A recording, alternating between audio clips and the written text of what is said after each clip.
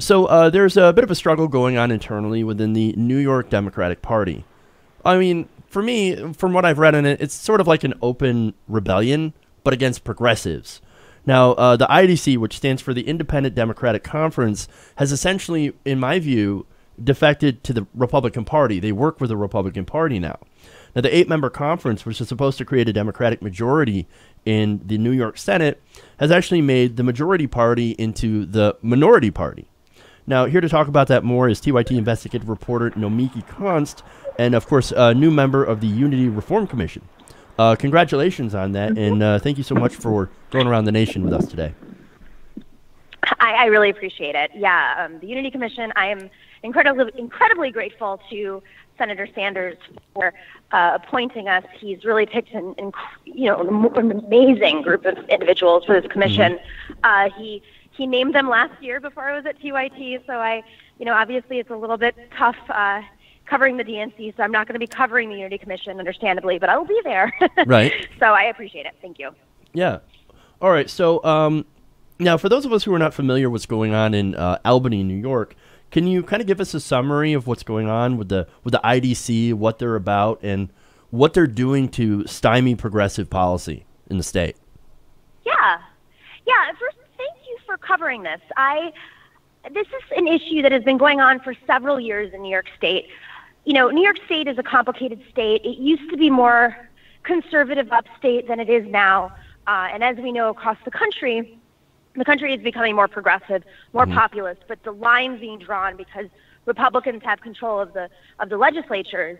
They are able to draw these districts so that they have more support than is adequately represented when you look at the popular vote.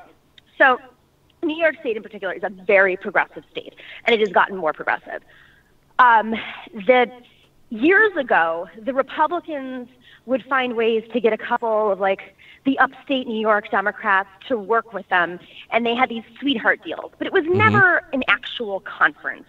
Now the state could control, as you said in your opening, the Democrats could control the Senate, the Assembly, which they do control, and of course the governorship, which is Governor Cuomo, who is a Democrat. Right. And if that were the case, Democrats would be winning, getting legislation, incredibly progressive legislation passed easily, left and right.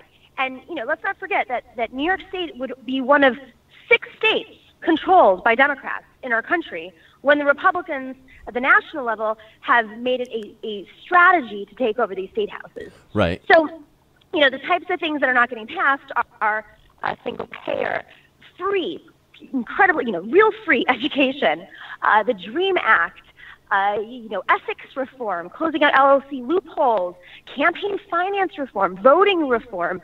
I mean, there's so many issues that haven't been addressed in our state when it is really popular to do so. So there are these 8 Democrats who were elected in Democratic districts. Right. They're a member of the Independent Democratic Caucus, or Conference, excuse me. It started in 2010, and then it's grown in size to 8 as of this year with a few newly elected lawmakers and those who just joined the conference. And, they claim that nothing could be done in Albany that was progressive without them. But, their rhetoric doesn't add up. They say that they are supporting things like the DREAM Act and single payer. But when it came down to voting for them in the budget last week, they voted against them. So these are people who have cut deals with the Republicans so that they get bigger offices, more control in conference, meaning they can pick which legislation to bills to push forward, and of course, money as well. And they're getting money from Republican donors. They're getting money from charter schools. They're getting money from hedge funders. They're getting money from the real estate industry. And as a result, Governor Cuomo has enabled them. Let's just call it out. Everybody knows, Governor Cuomo loves the IDC, and they're the ones who are holding up progress so that he can look like the progressive champion when the reality is he's really watered down legislation and not supporting transformative change in this state. So would a good example of that be the recent college bill that was passed in New York, the higher education piece of legislation that was incredibly watered down? Now, before I really looked into it, I thought, okay, hey, this is good. This is good progressive legislation. And now looking at it, it's like, wow, Not really. I mean, it's a step in the right direction, but again, it's very, very watered down. And so, yeah, that's... Yeah, and I don't even know if it's... I think the New York Times has been very good about this in their editorials, in their reporting, and they've taken it to a national level, as I think we have as well. You know, is it really a step in the right direction? It's a step in the right direction if the Senate Democrats take control of the Senate, you know, in 2 years, or if these IDC members come back to the Senate and they're able to pass sweeping legislation. The reality is that this gives 32,000 middle-class New Yorkers who could probably afford this, you know, state tuition anyways. It gives them free tuition, and it doesn't give free tuition to a whole lot of other people. You know, the governor says, well, this would all be covered by Pell Grants and other things. Well, you know, number one, Pell Grants are cut in the national budget, so let's just put that out there. But it also, it's not real if it's not addressing the concerns of those who are struggling to get into school, to pay for schooling, for housing. You know, traditional students today are those who are working.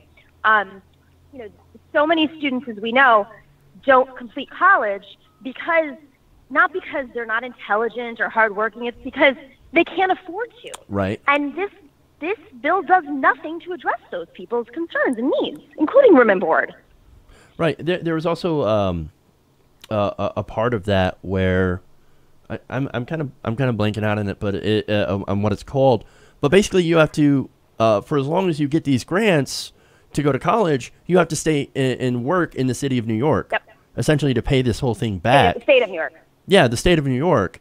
And so it's like, well, wait a minute. What if somebody gets a job offer out in California or gets a job offer somewhere else or wants to relocate somewhere else? Because New York has this, I mean, you know, enormous standard of living there. I mean, very, very incredibly expensive. And, you know, some of the degrees that you might not get or you might get might not make enough money to be able to cover this stuff, to be able to live and work in New York and still, you know, it's not a perfect piece of legislation.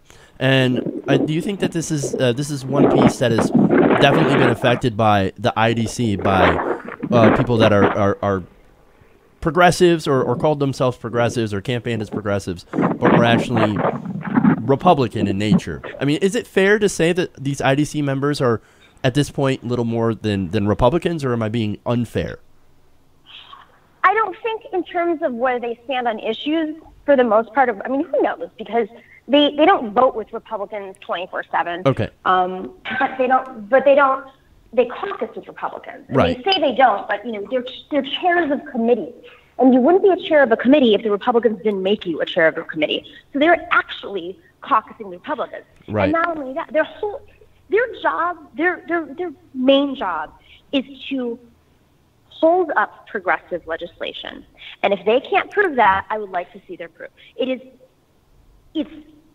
that education bill, the truly progressive legislation bill, or the truly progressive single-payer bill, was not passed because there were 8 members of the IDC working with the Republicans. And they always look to this other Democrat. There's a Democrat who actually caucuses with the Republicans, but is not a member of the IDC. You know, and they say, well, it's his fault.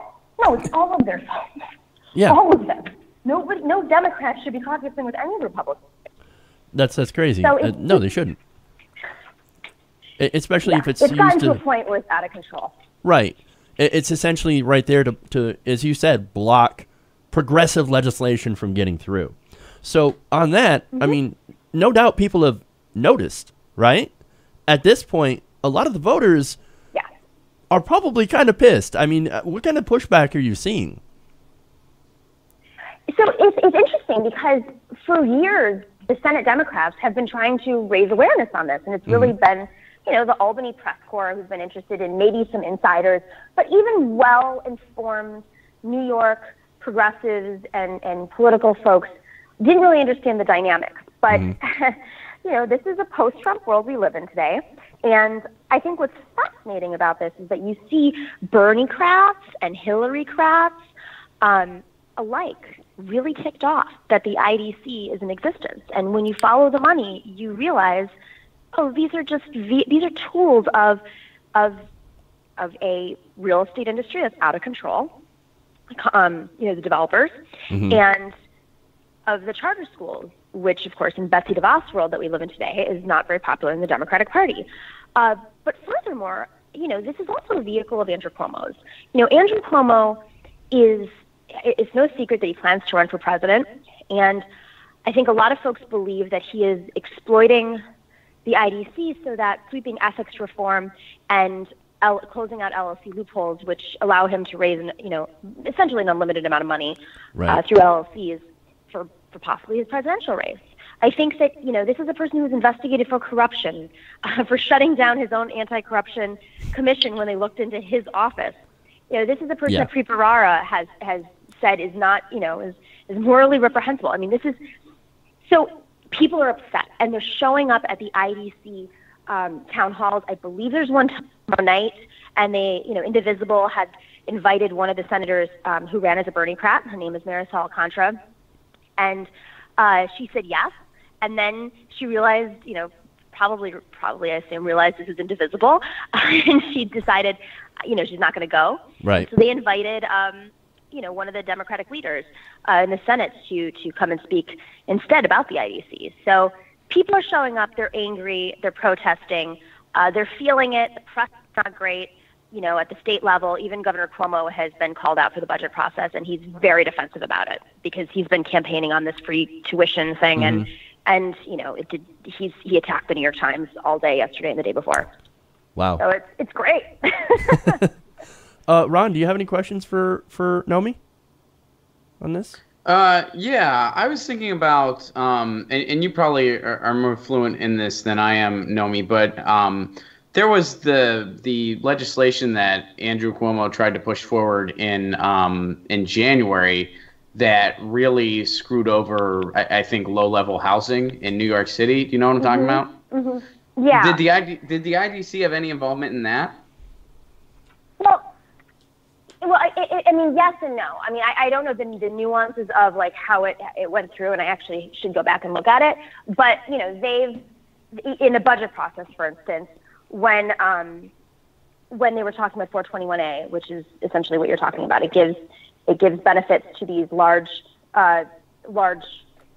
developers in New York State. So essentially, there are these really big developers in New York State who have all this power. And it's affecting low-income housing and affordable housing in New York because there's a plan that would essentially give affordable housing every time there's a new development put in. It would give affordable housing to a certain number of units, right? Their defense is that the more they can build, the more affordable housing there will be. When the reality is the more you build affordable housing, the better it is for everybody. It also keeps rents down. The more, large high-rises you build, it keeps rents up for everybody and drives more people out who can't afford. And then you have to create more affordable housing. So it's sort of this endless loop. And the developers give Cuomo a lot of money and the IDC a lot of money. So, and to be fair, a lot of Democrats money too. So it's a hot issue in New York, and it's a little complicated. But it was not addressed in the budget, which is ultimately, the buck stops at the budget. Okay. All right. So does that answer it? Yeah. No, that was good. And yeah, I mean, I remember we covered it briefly on the Jimmy Dore show, but that was a couple months ago, and I know you have more firsthand experience on that coast than I do. So. Well, I appreciate you even being concerned over it. That's an important issue. I mean, it's well, I thought it was interesting because it's a really good example of faux progressivism, too, because the way Andrew Cuomo sold that, he really made it seem like he was helping in terms of housing. But then when you read between the lines, you saw what was really going on. Exactly. And that's sort of the way he does things. I love the New York Times piece that was put out, the day after the education free tuition plan was signed, and then a couple of days later in their next report, there was a quote from a good government leader who basically said, everything Andrew Cuomo does, he starts at what the headline is going to be and then works backwards. That's essentially what he says. And I think that's spot on. I agree. Yeah, that's really good. I want to read that article now. I think that is spot on as well. Well, and what was the?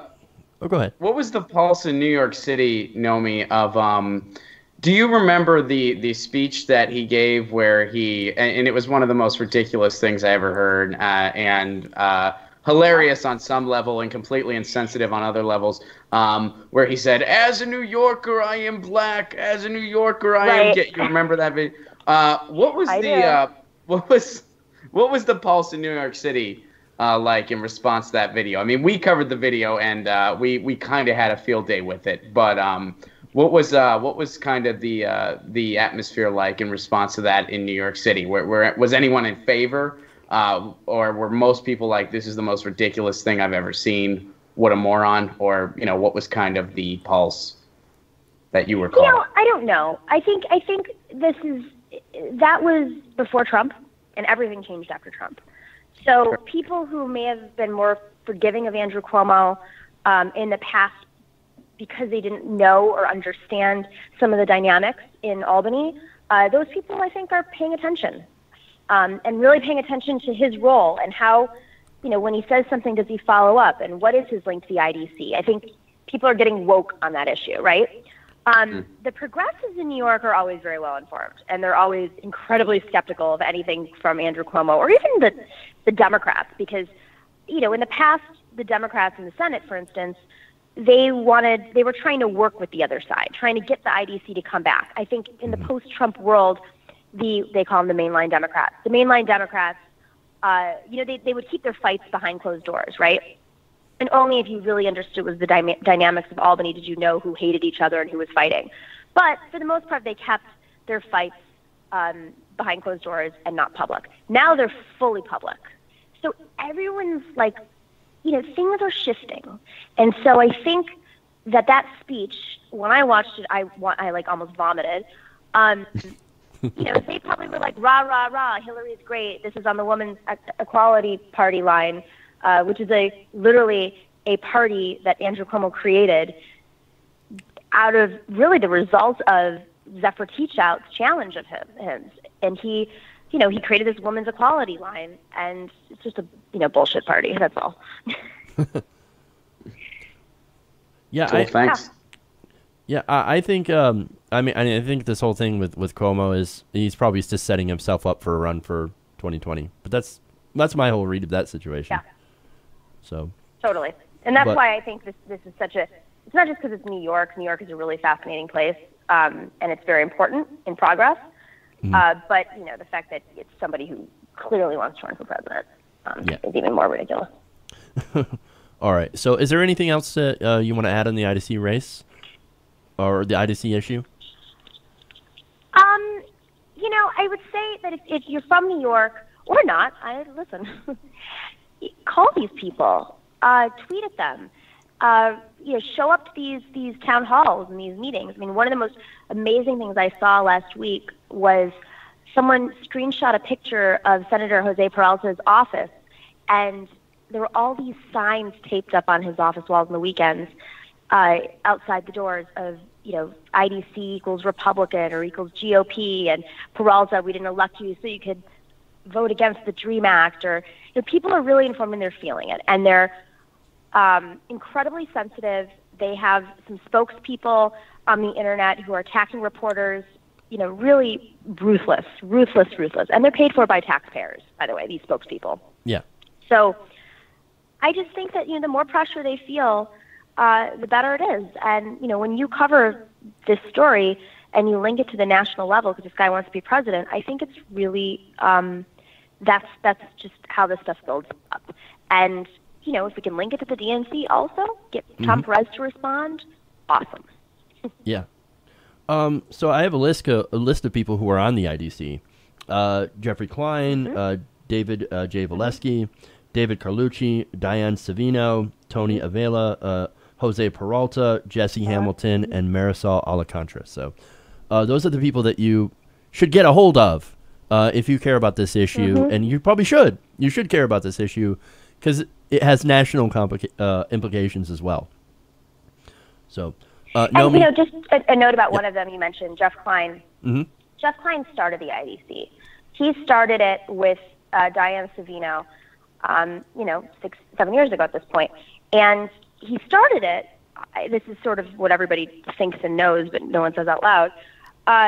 He started it because he wasn't going to be, when the Democrats got the majority in the Senate, because he was in the Democratic Senate and he was a leader, he wasn't going to be majority leader. And that's for a lot of reasons. Number one, traditionally it goes to somebody from the city who's a person of color to be more reflective of the state, but also because he ran the Democratic Party into the ground. You know, they were in debt. He wasn't winning seats. It wasn't until new people came in and took hold of leadership that they started to win again. And he is vengeful, and he's really angry about that, and it really comes down to personal vendettas. Wow. So that's why he created the IDC. Mm-hmm. Fascinating. That's incredibly interesting. So, look, I want to thank you for your time, Nomiki. Thank you so much. Hey, check her out, youtube.com/TYTpolitics. She does some great reporting there. Congratulations again on being on the Unity Commission. Hopefully some good comes out of that. Thank you. And again, thank you for your time. Hopefully you'll come and do this again. Absolutely. Thank you guys so much for covering this. I appreciate it. All right. Thank you so much. We'll see you later. Take care. Hey, everybody. Thanks for watching this video. If you want to see more like this, please hit the subscribe button below. And if you want to support truly independent progressive media, please consider becoming a patron at patreon.com/TYTNation.